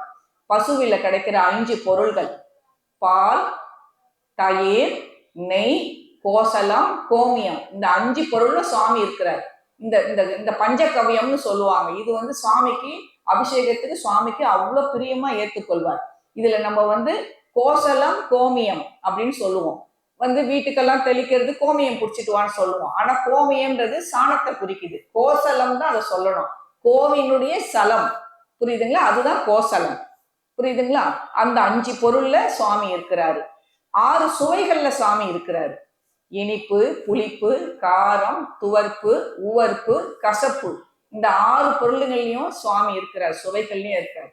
7 ஸ்வரங்கள்ல சுவாமி இருக்கிறார். சரி கம பத நீசா. இந்த 7 ஸ்வரங்கள்லயும் சுவாமி இருக்கிறார். 8ல பாத்தீங்கன்னா 8 திசைகளிலும் சுவாமி இருக்கிறாரு. என் குணத்தானேவாகவே அவர் விளங்கப்படுறாரு. இந்த மாதிரி ஒரு ஒரு பொருளும் 8 இதுலயும் இருக்கிறாரு. இப்ப 7 சொல்ல போனா 7 அண்டத்துக்குள்ள இருக்கிறார் சுவாமி, புரியுதுங்களா? 9ல பாத்தீங்கன்னா 9 நவரசங்கள்ல இருக்கிறார் சுவாமி. 9 நவரசங்கள் என்னென்ன சொல்லுங்க பாப்போம். கோபம், மகிழ்ச்சி, வெகுளி, வெட்கம், அப்படி 9 நவரசங்கள்ல சுவாமி இருக்கிறார். இப்படியா பாத்தீங்கன்னா எல்லா பொருள்கள்லயும் சாமி இல்லாத இடமே கிடையாது. அப்படிப்பட்ட இறைவன் தானாவே இறங்கி வந்து அடியாரங்களுக்கு நம்மளுடைய வினை போக்குவதற்காக பூலோகத்திலேருந்து விண்ணுலகத்திலேருந்து இறங்கி வந்து நமக்கு வந்து என்ன செய்யறாரு? அருள் பாலிக்கிறார். புரியுதுங்களா? எல்லா இடத்துலயும் வியாபிச்சிருக்கிறார். வானாகி மண்ணாகி வழியாகி ஒளியாகி ஊனாகி உயிராகி உண்மையுமாய் என்மையுமாய் போனாகி யான் எனதென்று அவரவரை கூத்தாட்டு வானாகி நின்றாயே என் சொல்லி வாழ்த்துவனே அப்படின்னு அழகா பாடியிருக்கிறார் நம்ம மாணிக்க வாசக பெருமான். அந்த மாதிரி எல்லாமா சுவாமி இல்லாத இடமே கிடையாது. அப்படிப்பட்ட இறைவன் நம்ம மக்களுக்காக, நம்ம சாதாரண மனித பிறவி, இந்த பிறவிக்காக என்ன பண்ணாரு? தரை தோய வந்தார். வந்து நமக்கு அருள் பாலித்து நம்மளுடைய குற்றங்களை எல்லாம் நீக்கிறார். அப்படிப்பட்ட இறைவனை வான்வார் கடல் பாடி, புரியுதுங்களா? வான்வார் கடல் பாடி வந்தோர்க்கும் வாய் திறவாய். அப்படி வான் பொருந்தி அந்த பெருமான நாங்கெல்லாம் பாடி துதித்து வந்து கொண்டிருக்கிறோம். அவர் கடல்ல சதங்கை, சிலம்பு, தண்டை இதெல்லாம் போட்டிருக்கிறாரு. அப்பேற்பட்ட அழகிய திருவடியை நினைச்சு நினைச்சு நாங்க பாடிட்டு வரோம். அப்ப கூட உனக்கு வந்து கதவை திறக்கணும்னு உனக்கு தோணலையாமா? இப்படிப்பட்ட இறைவன் விண்ணுக்கு ஒரு மருந்தா இருக்காரு, வேத விழுப்பொருளா இருக்கிறாரு, எல்லா பொருளுங்களையும் வியாபிச்சு இருக்கிறாரு. இவருடைய புகழ பாடுறோம், பேசுறோம். இப்படியெல்லாம் நாங்க வந்து செவி மடுத்து நீ கேட்காம இப்படி தூங்கிட்டு இருக்கியம்மா, இது உனக்கு நியாயமாம்மா? சொல்லு பாப்போம். நீ எழுந்து வா, ஊனே உருகாய் உனக்கே உரும் எமக்கும். இப்படி எல்லாம் நாங்க பாடுறோம். உனக்கு ஊன் உருகலையா? உன்னுடைய ஊன் இன்னும் உடம்பு, ஊன்ன்றது நம்ம உடம்பு தான். உன்னுடைய உடம்பு இன்னும் உருகலையாம்மா? ஏமா இப்படி தூங்கிட்டு இருக்க? எழுந்து வாமா. இதே மாணிக்க வாசக பெருமான் வந்து ஊனினை உருக்கி உள்ளொளி பெருக்கி உழப்பிலானந்தம் மாய அப்படின்ட்டு அழகா பாடியிருக்கிறார். அந்த பாட்டெல்லாம் கேட்கும்பொழுது நம்ம ஊன் உருகணும், புரியுதுங்களா? நம்ம தர்மபுரம் சுவாமிநாதன் ஐயா, ஓதுவார் ஐயா பாடும்போது கேட்டிருக்கீங்களா? அவ்வளவு அழகா பாடுவார். அப்படி ஒரு பாட்டை எடுக்கும்பொழுதே நமக்கு அப்படியே ஊனெல்லாம் உருகும். அது கேட்கறவங்களுக்கு, அனுபவிக்கிறவங்களுக்கு தான் தெரியும். அப்படியே உருகிடும் அவர் பாடும்பொழுது. இப்ப திருவம்பாவை எடுத்து யூடியூப்ல எடுத்து பார்த்தா அது கேட்கும் போதே அவ்வளவு ஆனந்தமா இருக்கு அவர் பாடி இருக்கிறத கேட்கும்போது. அந்த மாதிரி நாங்கெல்லாம் பாடிட்டு வரோம். எங்களுக்கு ஊனெல்லாம் உருகுதுமா, ஆனா உனக்கு ஊன் உருகாம நீ இருக்கிறது உனக்கு நியாயமா? அது உனக்கு தான் தகும். எங்களுக்கு நாங்கெல்லாம் அப்படி எங்களால இருக்க முடியாதுமா. உன்ன மாதிரி எங்களால தூங்க முடியாது. நாங்க எந்த நேரமும் இறைவன் திருநாமத்தை பாடுறதும் அவருடைய புகழ பேசுறதும் தான் எங்களுக்கு வந்து நாங்க பாக்கியமா நினைக்கிறோம். உன்ன மாதிரி எங்களால தூங்கிட்டு நேரத்தை வீண் பொழுது எங்களால கழிக்க முடியாதுமா அப்படின்னு சொல்லிட்டு வெளியே இருக்கிற பொண்ணு வந்து உள்ள இருக்க பொண்ணை இந்த மாதிரி கூப்பிட்டு பேசுற மாதிரி பாடல் அமைப்பு அமைக்கப்பட்டிருக்குது. ஏனோர்க்கும் தம்கோனை பாடேலோர் எம்பாவார். எல்லாருக்கும் ஒரு தலைவனாக இருக்கின்றார் பெருமான். அப்படிப்பட்ட தலைவனை நம்ம வந்து பாடாம வீண் பொழுத கழிக்க கூடாதுமா. எழுந்து வா, சீக்கிரம் வா அப்படின்னு சொல்லிட்டு ஒரு 8 வயசு பொண்ணு ஒரு 7 வயசு பெண்ணை தட்டி எழுப்புறது மாதிரி நம்ம கிட்ட மறைஞ்சிருக்க அந்த ஆன்மாவை தட்டி எழுப்பி நம்மளுடன் இருக்கின்ற அந்த அக இருளை நீக்கி சிவஞானத்தில் திளைப்பதற்காக மாணிக்க வாசக பெருமான் இந்த மாதிரி 2 பெண்கள் உரையாடுவது போல இந்த பாடலை ரொம்ப அழகா அமைச்சு கொடுத்துட்டு இருக்காரு. ஒவ்வொரு பாடல்லையுமே பாத்தீங்கன்னா திருவம்பாவை பாடல் ஒண்ணுக்கு ஒண்ணு ஒரு மார்க்கு கூட ஒரு சின்ன பர்சன்டேஜ் கூட குறையே சொல்ல முடியாது. அது விளக்கங்கள்லாம் பார்த்தா அவ்வளோ அழகா இருக்கு.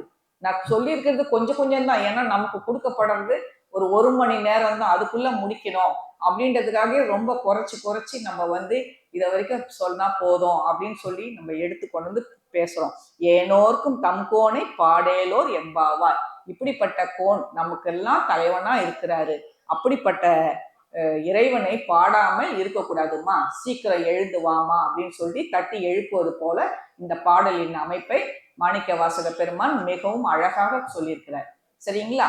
ரொம்ப இந்த பாட்டுக்கும் முதல் பாட்டுக்கும் பார்த்தீங்கன்னா எந்த வித்தியாசமே கிடையாது. ரெண்டுமே ஒரே, கிட்டத்தட்ட ஒரே அமைப்பு தான். அதுல வந்து வானே நிலனே பிறவேன்னு வந்திருக்கும். இந்த பாட்டுல முதல்ல அதுல ஞாலமேன்னு இருக்கும்.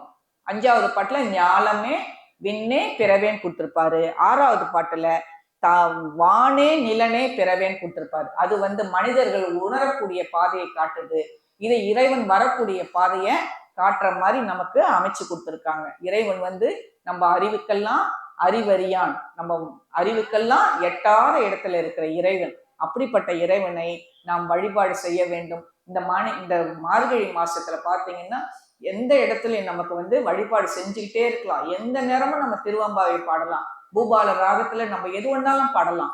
ஏன்னு வச்சுக்கோங்க, தேவர்களுக்கு இந்த மார்கழி மாசம் வந்து பிரம்ம முகூர்த்தம். அவங்களுக்கு 4:30 பிரம்ம முகூர்த்தம். நம்ம சொல்ற மாதிரி இந்த மார்கழி மாசம் முழுசுமே பார்த்தீங்கன்னா பிரம்ம முகூர்த்தம். அதனால நம்ம எந்த நேரம்னா பூபால ராகத்துல அழகா பாடலாம். சுவாமிக்கு எப்ப நினைக்கிறோமோ அப்பெல்லாம் பாடலாம். எவ்வளவு எந்தெந்த நேரம் நமக்கு நேரம் கிடைக்குதோ அந்த நேரத்திலாம் இறைவன் திருநாமத்தை சொல்லி பாடிக்கிட்டே வழிபாடு பண்ணிட்டு இருந்தா இறை அருள் நமக்கு நிறைய சேர்ந்து வரும். அப்புறம் பாத்தீங்கன்னா நம்ம இந்த திருவாசகத்துல 2 நாயன்மார்களை வந்து மாணிக்க வாசகர் குறிப்பிட்டிருக்கிறார்.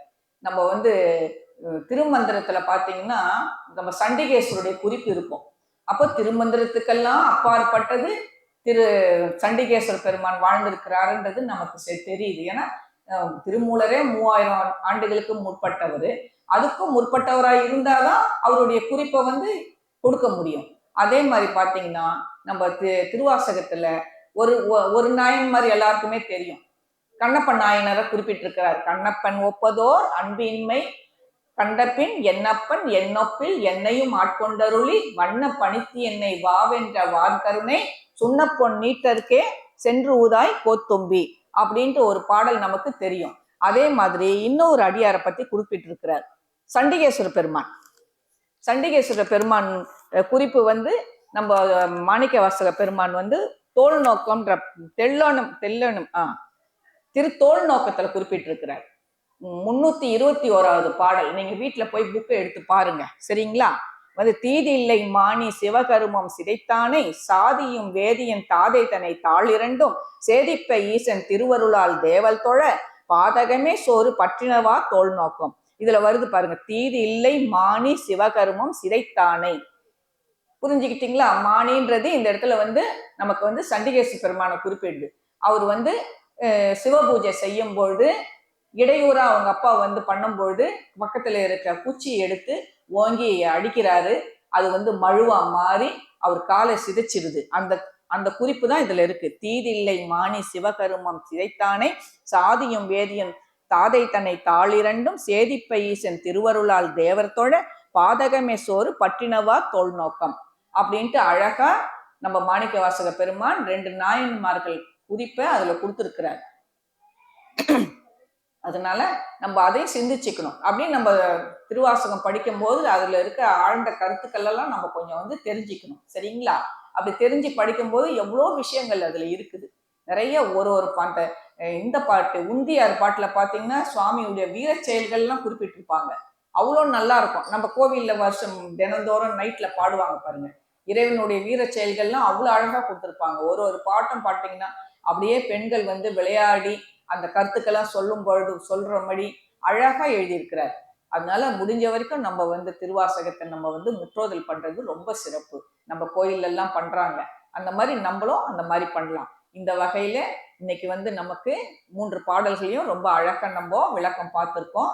எனக்கு தெரிஞ்சதை அடியனுக்கு தெரிஞ்சதை வந்து உங்களோட பகிர்ந்துக்கிட்டேன், அவ்வளவுதான். சரிங்களா? இன்னும் இதுக்கெல்லாம் விளக்கம்னு பார்த்தீங்கன்னா நம்ம அறிவுக்கெல்லாம் எட்டாது, நம்ம ஞானத்துக்கெல்லாம் எட்டாத அளவுக்கு தான் இதுல ஆழ்ந்த கருத்துக்கள்லாம் இருக்கு.